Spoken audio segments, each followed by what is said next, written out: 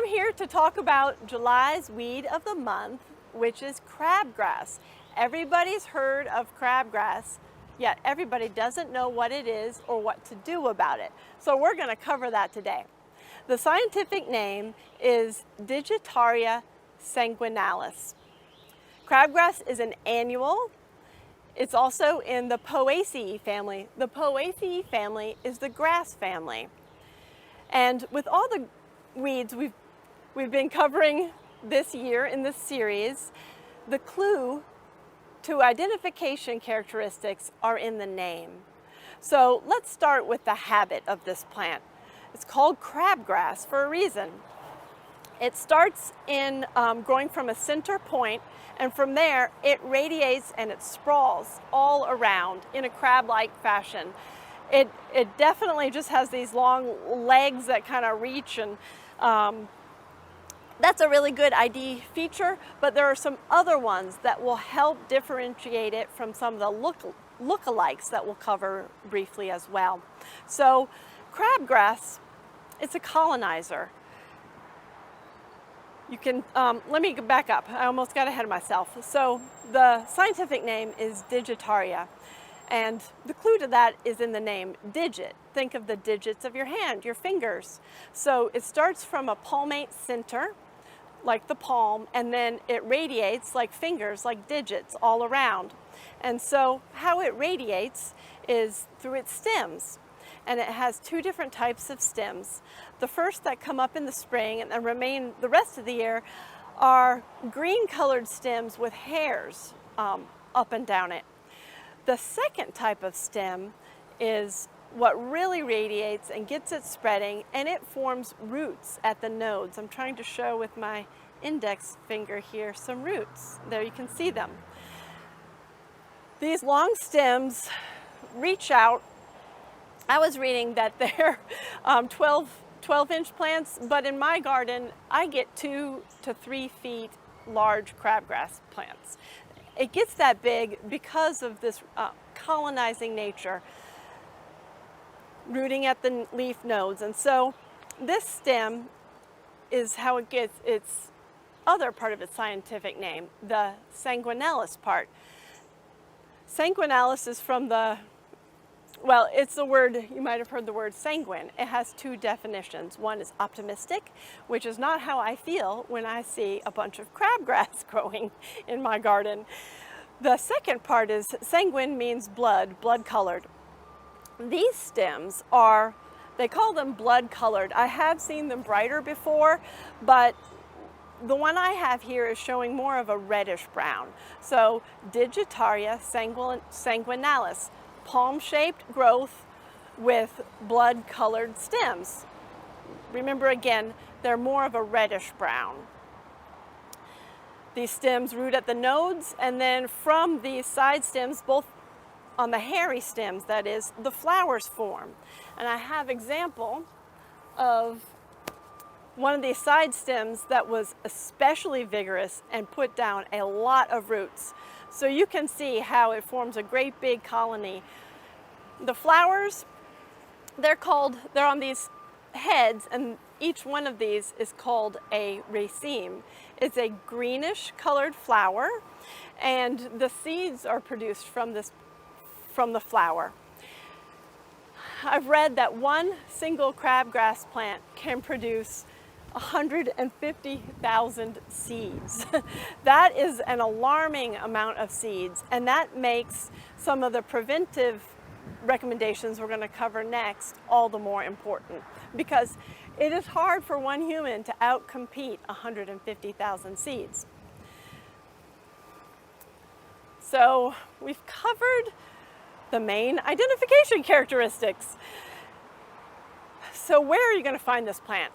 Because of all these seeds, they go everywhere. They are everywhere. And then the plant likes growing everywhere. It loves full sun. It grows great in partial shade. It loves it hot. It loves it dry. It tolerates moist soils, not standing water, but soils that are temporarily moist or just like perfectly moist. It loves lean soils without nutrition. It loves soils with nutrition. So It's ubiquitous. It's everywhere. It's practically built to spread because of those seeds and because of its adaptability. Another way it's adaptable is it loves low pH soil, which we have throughout the southeast. It also likes neutral soil, so that's one more adaptability. So people get confused though, even though there are some very strong ID characteristics, and I've heard it said it looks kind of like fescue, like tall fescue. Well, it does. It has a broad leaf blade that kind of resembles it in texture. However, it's not going to look anything like your zoysia, your Bermuda, or your centipede. It's a lot coarser texture and larger leaves than those grasses. But if it's in your tall fescue and you're trying to identify it, one thing to look for is that those stems that root at the nodes, because tall fescue does not do that. Tall fescue grows from clumps. So if you see this, the roots of the nodes, then you'll know for sure. And this has been out of water for hours and it is just starting to wilt. It's a very tough plant. Some of the other plants I brought in were wilting much more than this. Some of the other lookalikes are called Dallas grass or goose grass. I intend to cover some of those in consecutive series, so I'll talk more about them and how to identify them later. And the final part is the eat it or treat it part. If you can't eat it, you want to treat it. So this is another edible, believe it or not. It is grown for a forage crop for livestock. I have seen seeds for sale. It's also, the seeds are edible. Many plants in the Poaceae family are edible to humans, and like wheat, grains, corn, these seeds are actually edible. But they are a lot of work to collect them, from what I hear. I've never done this myself. So how to eradicate this from your lawn? As always, the preventative measure is the one we recommend the most. That's spreading pre-emergent on your lawn. You spread it in September for winter weeds. You spread it in February for summer weeds. Now, crabgrass is one of the earliest to germinate. While this plant likes it hot, it germinates when it's freezing out. And that's in early February. That's why we really push in our lawn tips emails to get that pre-emergent out as early as possible in early February to prevent crabgrass from germinating. Now, there are plenty of other plants that germinate later, but if you have a crabgrass problem, you've got to get your pre-emergent out in early February. I can't emphasize that enough. Other way to handle it too is mowing it. Mow it before it comes to seed. It's been, like we talked about, growing since early February. It's just now going to flower. That means it's right on time to start mowing it down, never ever letting it go to seed.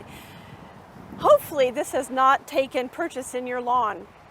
It loves those bare spots, and that's where it's going to grow. If you keep it mowed, it's not going to go to seed, and that will help suppress it for next year. Some of those other marginal areas, you might want to get out your weed whacker to handle it and just whack it back so it doesn't go to seed. Also, we recommend mulching your flower beds so that the seeds, when they fall, they never hit the ground and they don't have a place to germinate. And the second way to eradicate is the manual method. A lot of hand weeding is recommended by Super-Sod, but we also, we like to use our tools as well. This is a weeder that's really great in the earlier months when the seedlings are small. You kind of just scoop it and scrape it with it at a kind of a side angle. And when they're this big though,